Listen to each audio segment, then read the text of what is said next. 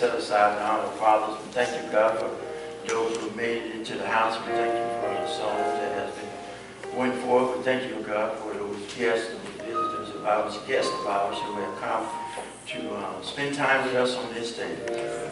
God, we know that this day is about you. We come together as a body to worship you. For I've been crucified with Christ. It is no longer I that live, but Christ who lives in me. The life I live in the flesh, I live by faith through the Son of God who loved me and delivered himself up for me. God, I pray that the words of my mouth and the meditation of my heart be acceptable in thy sight, O God, my rock, my strength, and my redeemer. Amen. Amen. You will go with me to the book of Luke, chapter 15. All the fathers, like to say Happy Father's Day to you. Amen. And remember it's Father's Day. Don't y'all pay for the meal today. It's Father's Day, not Father's 5 minutes. The whole day, y'all do what you want to do.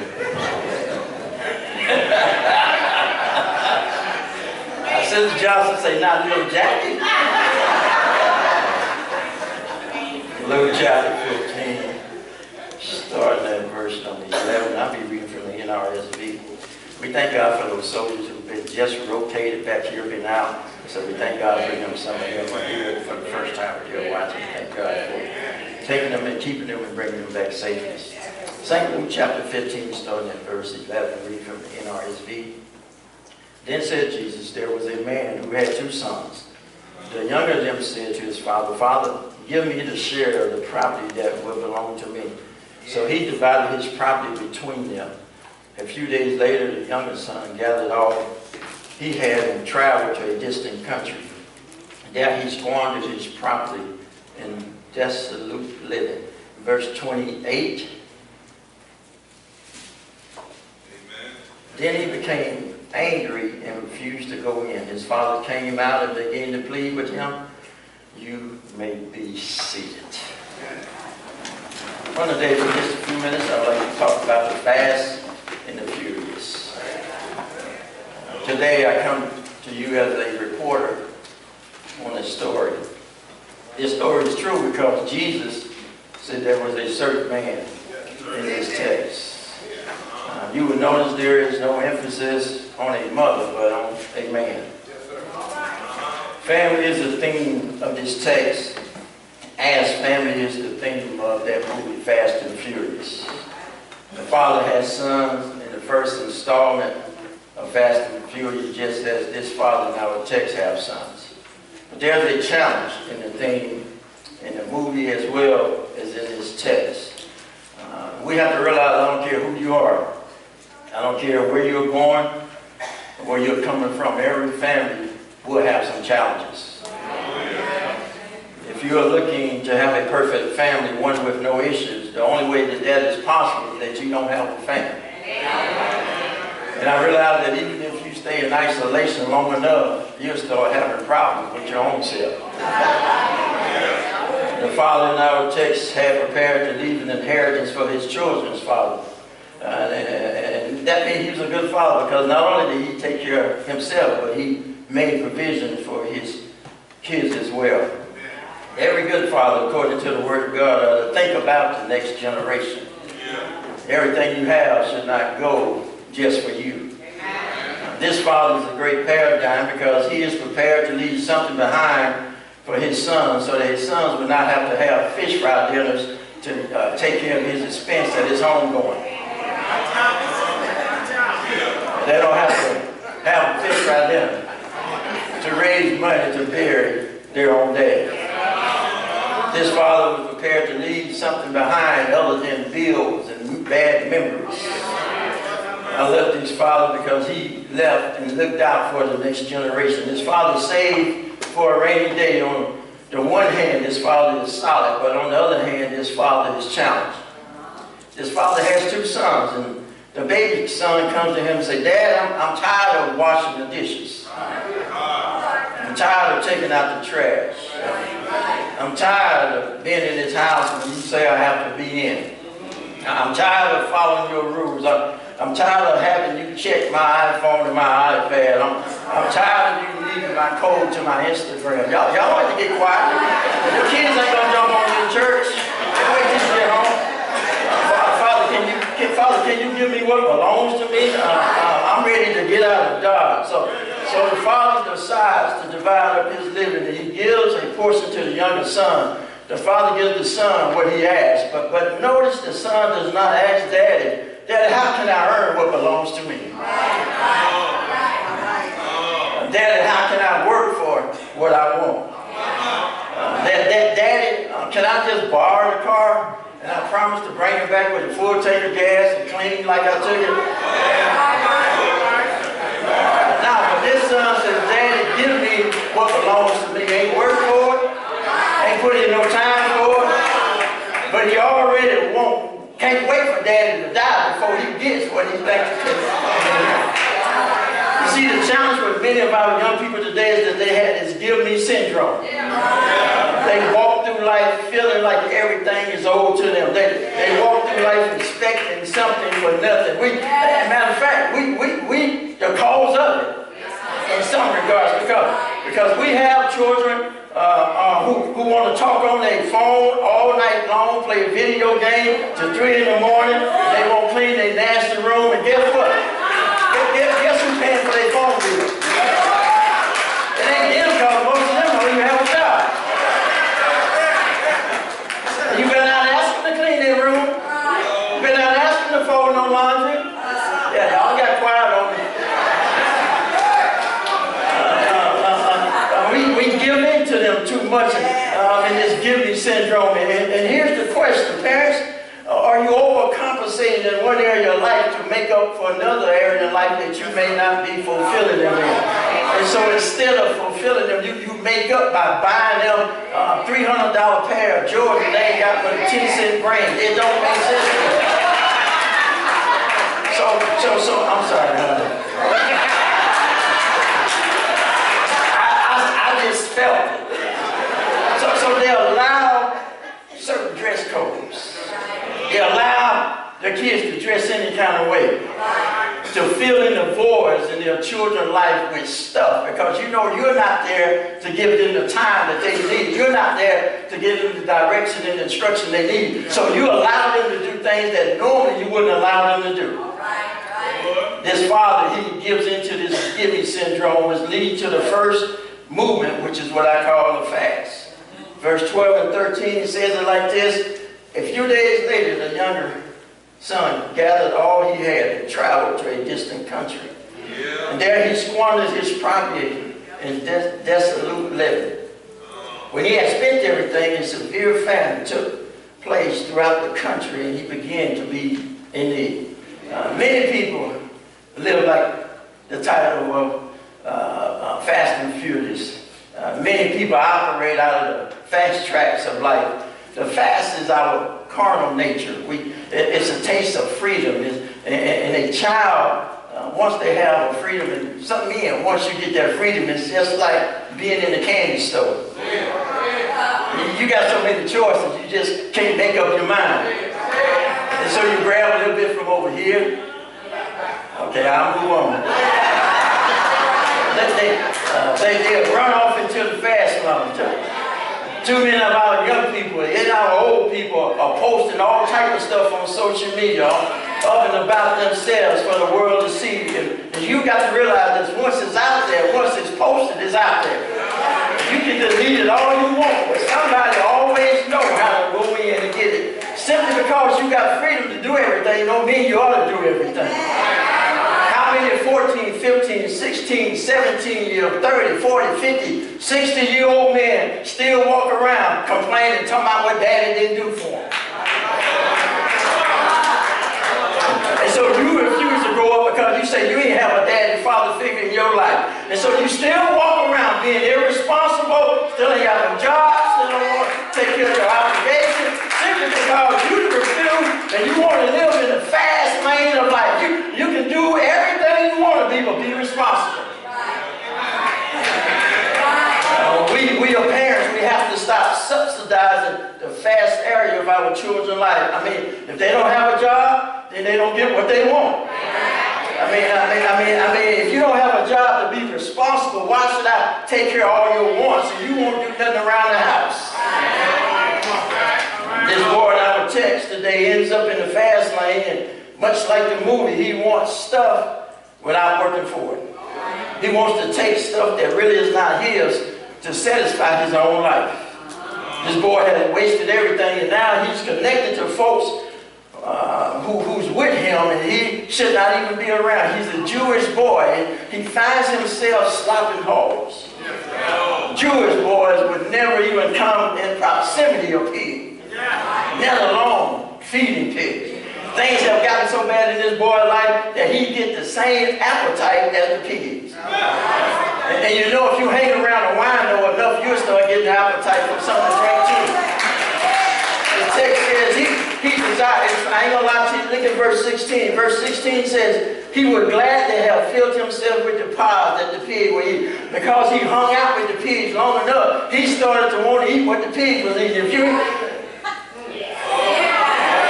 you hang around the wrong folks long enough, you start wanting to do the things that they're doing. How many of us have joined ourselves to other folks smoking and drinking, laying up with women or men, because I know some of y'all like men too. How many of you end up, because you hanging around a certain group, you end up doing what they're doing? That's what happened in your life. If you don't influence people to follow God, they'll influence you to start following them. Watching all types of pornographic material, talking about women and calling all women dogs. Well, if you know they ain't no good, that must say something about you.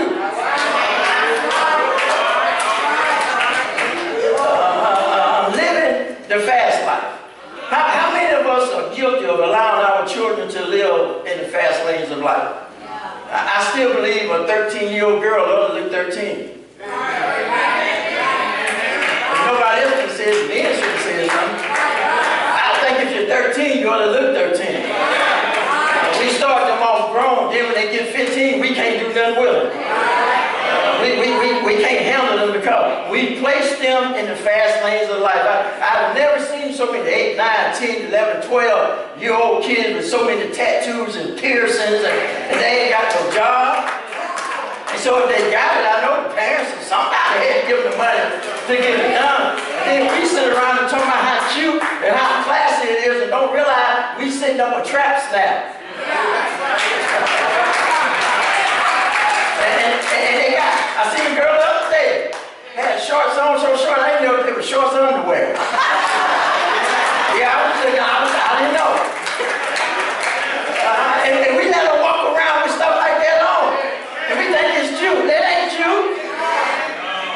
Our children are ending up in the fast lane because of some things, or sometimes we give them stuff before they're ready to deal with it. And we know they ain't ready for it, but we let them have it anyway. This Father gave his son something that his son was not able to handle. Whatever you do, don't give your children something that they're not able to handle. One day the boy comes to himself and realizes he was living better with his dad than he was with those friends. And that's when we get to point number 2 of the furious. Verse 28 says it like this. Then he became angry and refused to go in. This is the furious. We move from the fast to the furious. The fast represents carnality. The furious represent the church. When the fast decides to get his act together and come back home, instead of us celebrating, instead of us participating the return of the one who was lost, instead of rejoicing at the fast, we get furious. We get upset. Look at verse 29 and 30. It says it like this. Verse 29, but he answered, Father, listen, for all these years I've been working like a Hebrew slave for you. And I have never disobeyed your command, yet you have never given me a young goat so that I may celebrate with my friends. But when this son of yours, come back, who has devoured your property with prostitutes, you killed the fattest calf for him. The church is angry because the boy came back and the church threw a dinner for the boy. The one who was fast now has been restored. You would think the church would be happy that he came back home.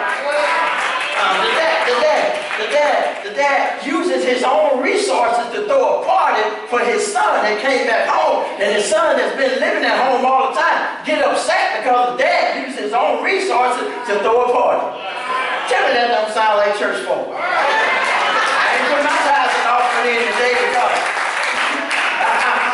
the other son is so furious that he won't even go to the party. The dad say, come to the party. He said, I ain't going. I'm too mad. And he said, and then he don't say my brother. He said, your son. Ain't that how we do each other? Here come your brother. Here come your sister coming through. Oh, he ain't one of my preachers. I don't know. You know how we do. Oh, come on. Don't y'all act brand new on me today. You know how we do that. He ain't mine. He said, this son of yours.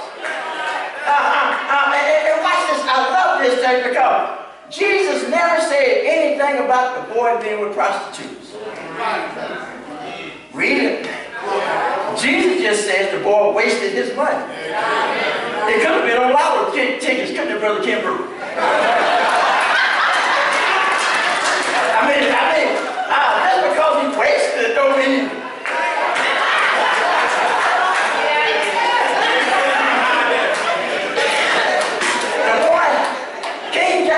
Say how he wasted his money. But the furious hadn't even talked to his brother. How does he know how his brother wasted the money? How did the furious know what the fast was doing? You don't think he's like some of us today.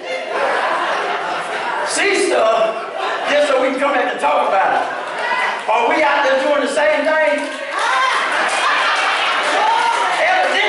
He was out buying some. And so maybe he bumped into his brother.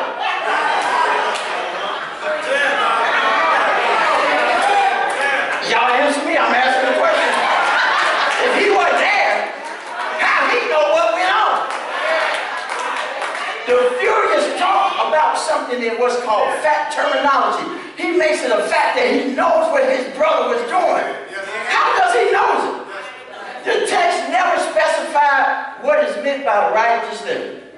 Jesus never said what it meant. So we have furious projecting what maybe he would have been doing. So maybe if he didn't see his brother, he probably thought if it was me, that's what I would have been doing. And so sometimes when you tell somebody something, it may not be that person has done it, but because if it had been you walking in that person's shoes, that's probably what you would have been doing. And so you better be careful about projecting your thoughts on somebody else, because oftentimes I think about if you weren't there, how you know that's what they were doing? Or maybe you're saying that's what you would have did. Y'all ain't gonna witness to me today. But whatever you do, don't you let other folks who don't want to celebrate at your party mess your party up. The old brother said, I ain't coming, but in spite of him not coming, they still had a party. You got to know, everybody in the church ain't going to celebrate with you. Especially when you messed up and you want to come back home. You got to realize some folks want to hug you and only looking for a soft spot in your back for where they can plant the knife in your back. You got to realize that everybody that kiss you, some folks are like Judas, they don't mind kissing you on the cheek right before they betray you. Ask Jesus what I'm talking about. You got to realize that everybody that smiles on your face all the time, they just looking for. I know where he was hanging out. Looking for that fact that we got to know that everybody that hooked on you really don't love you no way. But you ain't going to cause me not to go to my party. You got to realize that anytime the devil comes to remind you of where you've been, you remind the devil of your future. God's got a great future waiting for me. I don't have to be jealous of what God is doing for somebody else, because when it's my time for my party, I don't have to hate for somebody else. I've learned to celebrate, because one day God will throw a party for me. And this is the other thing. I love doing parties because I love to see what they do at their party. So when it's time for me to have my party, I know how to do my party at a 10 instead of a 9. Y'all ain't gonna say y'all don't have no. See, don't hate on somebody because they have a party. Go eat up all these meatballs.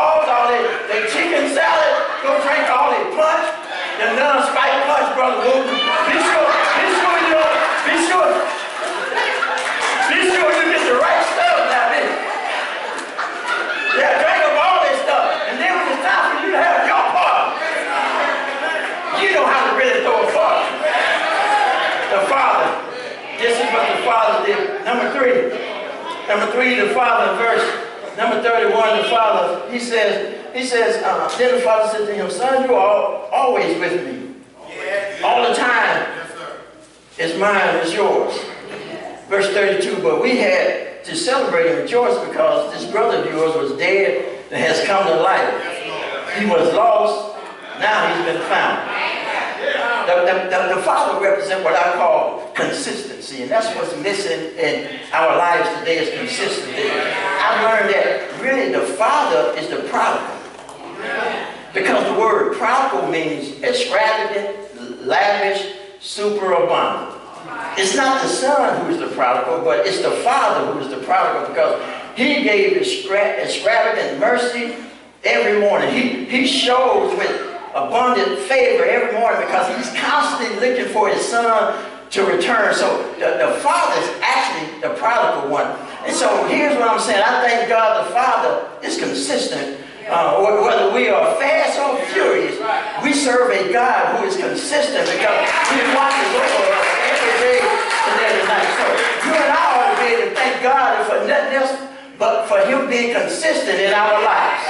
You and I ought to be saying, God, I thank you because you are so dependable. God, I thank you because you're always a protector. God, I thank you because you are a provider. God, I thank you for watching over me when I couldn't watch over myself. God, I thank you for taking care of me and I didn't have sense enough to take care of my own self. God, I thank you for helping me to keep my bills paid. God, I thank you for not letting me lose my mind. God, I thank you for things being as well as they are in my life. All of us ought to have a reason that we can come and celebrate and say, God, I thank you for things being as well as they are. Yeah. So he tells the boy, he says, we got to celebrate. But fourthly and finally, one thing that's always missing out of this verse, and this is verse 23, out of this text is verse 23. This is what I like to call favor. And get the fattest calf and kill it. And let us eat and celebrate. I call that favor. Favor is the most important character, I believe, in this story. But favor is seldom talked about in this text. In order for the fast to come home, in order for the furious to be communicated with, in order for the Father to be consistent, there has to be favor. See, you can't celebrate until the fattest calf has died. Y'all waiting for the shout. I just gave you the shout. What he says, don't just go get any cow, but I want you to get the best one. Ain't that what Jesus did? God did for us.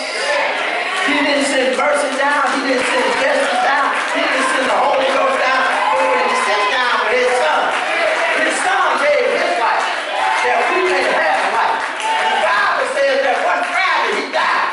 But early Sunday morning, he got up with all power and heaven and earth in his hand.